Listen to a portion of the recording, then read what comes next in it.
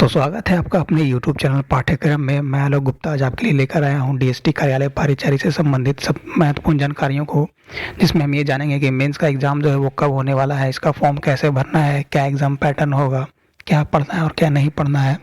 तो चलिए हम इस वीडियो को शुरू करते हैं बिना किसी देरी के। तो ये जो है आपके सामने अब बीएसएससी का नया नोटिस आया है डीएसटी कार्यालय परिचारी को लेकर।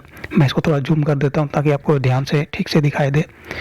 देखिए, सबसे पहले इसमें जो बताया गया है वही बताया गया बेसिक सी जानकारी की। आपका जो फॉर्म भराया था वो 2022 में भराया था और 11 मई 2025 को एक एग्ज़ाम हुआ और इसमें 1190 लोग सेलेक्ट हुए हैं और आपका जो है ये 4 दिसंबर को इसका रिजल्ट आया था।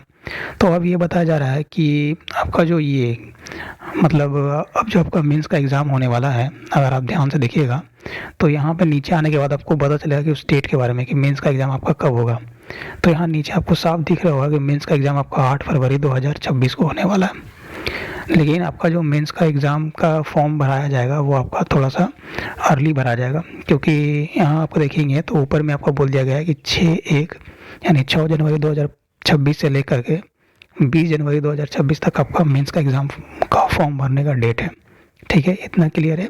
और इसके लिए बीएसएससी जो अपना ऑफिशियल वेबसाइट है उसके ऊपर लिंक अपना खोलेगा, जिसमें आपको अपना रोल नंबर और डेट ऑफ बर्थ डाल के लॉगिन करना पड़ेगा।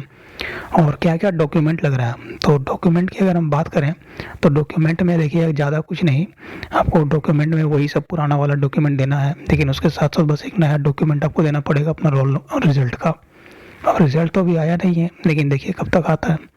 आपको जो है वही सब अपना कैटेगरी सर्टिफिकेट, आपका एजुकेशनल सर्टिफिकेट, आपका कास्ट सर्टिफिकेट जो है वो सब देना है।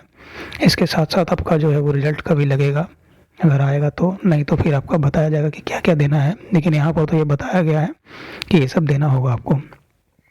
अब देखिए उसमें आगे जाके अगर आप यहाँ पर ध्यान से देखिएगा नीचे वाले सेक्शन में जहाँ पर आपको ये बताया जा रहा है, ये वाला ये अभ्यर्थियों को ये सूचित किया जाता है, इस वाले सेक्शन में अगर आप पढ़िएगा इतना दूर में तो यहाँ पर कुछ महत्वपूर्ण जानकारी आपको दिया गया है यहाँ पे कि अभ्यर्थियों को सूचित किया जाता है कि जितने भी वंचित प्रमाण पत्र हैं, चाहे शैक्षणिक योग्यता संबंधित हो या आपका जो है वो पीडब्ल्यूडी का सर्टिफिकेट हो या फिर आपका जो भी ईडब्ल्यूएस का सर्टिफिकेट हो कैटेगरी वाला वो सब, या फिर आपका फ्रीडम फाइटर का सर्टिफिकेट हो वो भी, इन सब को आपको जो है जैसे अपने प्री के लिए फॉर्म भरा था उसी तरीके से आपको जो है मेंस का भी फॉर्म भरना होगा। और जो आपका ये पीडब्ल्यूडी और कैटेगरी सर्टिफिकेट है वो आपका सक्षम पदाधिकारी से जो है वो बनाना चाहिए। और आपका निवास प्रमाण पत्र अगर आप जो है आरक्षण का मांग कर रहे हैं तो आपका जो वो है जो भी मतलब बेसिकली आपका आरओ लेवल पे बनता है, ब्लॉक लेवल पे, तो उसका जो है आपका वो निवास प्रमाण पत्र होना ज़रूरी है। डेट्स जो आपको यहाँ पे ज़्यादा ध्यान रखना था वो यही है कि 8 फरवरी 2026 को आपका मेंस का एग्ज़ाम है और फॉर्म भराया जाएगा आपका 6 जनवरी से लेकर 20 जनवरी 2026 के बीच में।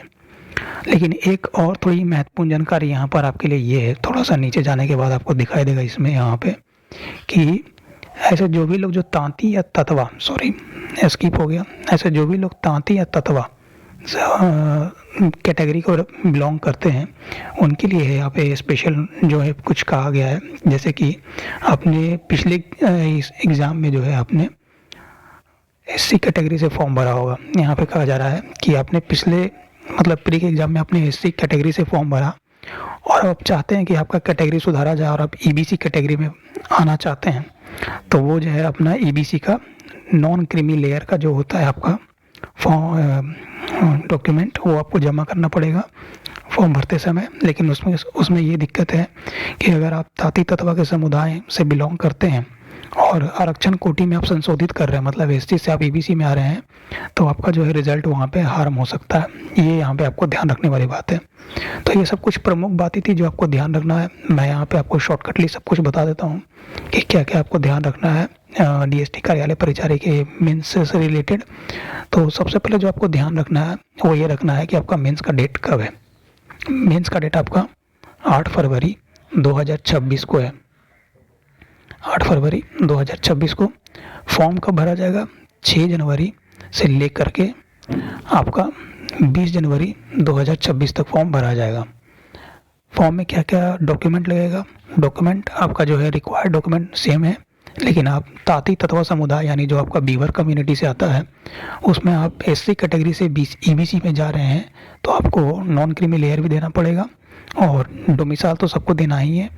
और अगर आप इस समुदाय से अपना कैटेगरी चेंज कर रहे हैं तो आपका रिजल्ट पे इम्पैक्ट पड़ेगा, इस बात का ध्यान जरूर रखिएगा।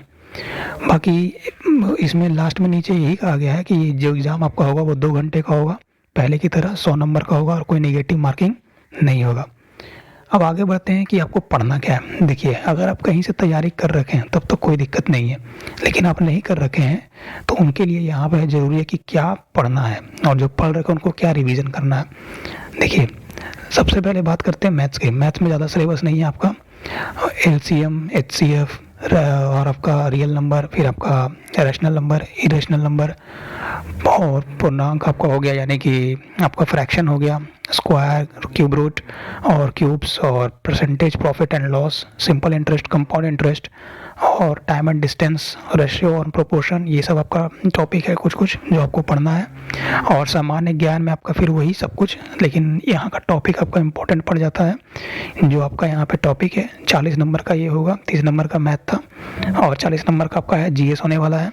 इसमें आपको क्या पढ़ना है, संसाधन एवं उसके प्रकार और वन्य जीव संसाधन, उसके बाद जल संसाधन, कृषि एवं फसलें यानी agriculture and crops, minerals, energy और विनिर्माण उद्योग जिसका हम लोग कहते हैं इंग्लिश में प्रोडक्शन, राष्ट्रीय अर्थव्यवस्था, नेशनल और मतलब नेशनल इकोनॉमी और मानचित्र अध्ययन मतलब मैप स्टडी भी आपको करना होगा। उसके साथ साथ जो आपको यहाँ बताया जा रहा है कि विविधता मतलब स्टैटिक जीके आपको करना ही पड़ेगा, धार्मिक विविधता, राजनीतिक दल, लोकतंत्र और मतलब पॉलिटी भी आपको करना है। मतलब वही जनरल सब कुछ कि आपको हिस्ट्री वगैरह सब कुछ पढ़ना है। और बिहार का जो है इंडिपेंडेंस में क्या रोल है वो भी आपको पढ़ना होगा। उसका साथ साथ आपको साइंस में लाइट पढ़ना है और उसके साथ साथ मानव नेत्र यानी ह्यूमन आई को पढ़ना है, विद्युत धारा और चुंबकीय प्रभाव, साइंस के वही जनरल टॉपिक सब कुछ, लवण धातु, salt base, acid base salt हो गया, कार्बन एंड कंपाउंड्स हो गया और न्यूमेरिकल्स भी आएगा आपका यहाँ पे। देखिए वहाँ पे लिखा होगा जब प्रजनन आपका, हाँ रिप्रोडक्शन भी यहाँ पे आपका आने ही वाला है, पर्यावरण इन्वायरमेंट और प्रकृति संसाधन, न्यूमेरिकल सबका आएगा यहाँ पे कहीं लिखा हुआ था। ऊर्जा स्रोत, अभिक्रियाएं, हाँ यहाँ समीकरण, रासायनिक अभिक्रियाएं और समीकरण मतलब आपका जो केमिकल इक्वेशन होता है इंग्लिश में इसको कहते हैं, वो भी आपको आने वाला है। तो इससे सब इसके बारे में भी थोड़ा सा ध्यान जरूर रखिएगा। उसके बाद अगर बात करेंगे कि तीसरा सब्जेक्ट जो सामान्य हिंदी है उसमें क्या पढ़ना है, तो उसमें वो भी आपका जो है वो 3 नंबर का ही आएगा। और 3 नंबर से आपका क्या क्या मतलब 30 नंबर का आएगा। जनरल सा हिंदी आपका, हिंदी में ज़्यादा टफ नहीं है। संज्ञा, सर्वनाम, लिंग, विशेषण, प्रविशेषण, पर्यायवाची शब्द, कारक, मुहावरा, काल यानी टेंस, संधि, विलोम शब्द, समास, लुक्कितियाँ, अनेक शब्दों के लिए एक शब्द और वाक्यों को शुद्ध करना, तत्सम, तद्भव, उपसर्ग यानी शब्दों के प्रकार जो होते हैं वो वाले। और आपका 10वीं कक्षा के आधार पर जो है वो होगा काव्य खंड और गद्य खंड जो होता है आपका वो वाला होने वाला है। तो उपरोक्त पाठ्यक्रम शिक्षा विभाग बिहार सरकार द्वारा स्वीकृत 10वीं पाठ्यक्रम मतलब बिहार का जो 10th का आपका होता है, आपका बिहार में 10th बोर्ड का जो एग्ज़ाम देने के लिए आपको पढ़ना होता है वो सब कुछ वही पढ़ना है, उससे कुछ एक्स्ट्रा नहीं पढ़ना है। बेसिकली लास्ट में आपको यही बोला गया है। लेकिन अब यहाँ पे बात ही होती है कि इसकी तैयारी आप कैसे करिएगा, क्योंकि टाइम तो बहुत कम है, 1 महीना बहुत कम है, लेकिन एग्ज़ाम जो आपका बहुत लंबे समय से ये चल रहा है।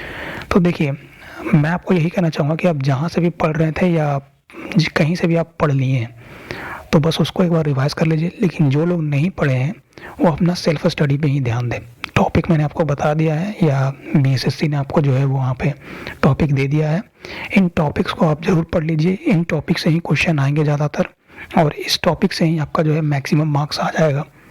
बाकी मैंने आपके लिए सोचा था कि एक प्रैक्टिस सेशन करवाया जाए, लेकिन अब तो टाइम बहुत कम है, लेकिन और उतना कुछ रेडी भी नहीं है। सिर्फ जीएस का पार्ट ही रेडी है थोड़ा सा और मैथ का रेडी नहीं है, उसमें भी सिर्फ परसेंटेज का रेडी कर पाया, सामान्य हिंदी में कुछ भी नहीं कर पाया हूँ। तो ऐसे में आधा अधूरा पढ़ाने से कोई फ़ायदा नहीं है। आप जो है कहीं से अगर पढ़ रहे हैं तो वहीं से कंटिन्यू कीजिए या फिर यूट्यूब पे बहुत सारे कंटेंट हैं वहाँ से कॉपी मतलब उस कंटेंट को आप देखिए, वो हेल्पफुल होगा। तो ये बस ये इन्फॉर्मेशन था बीएसएससी की तरफ से।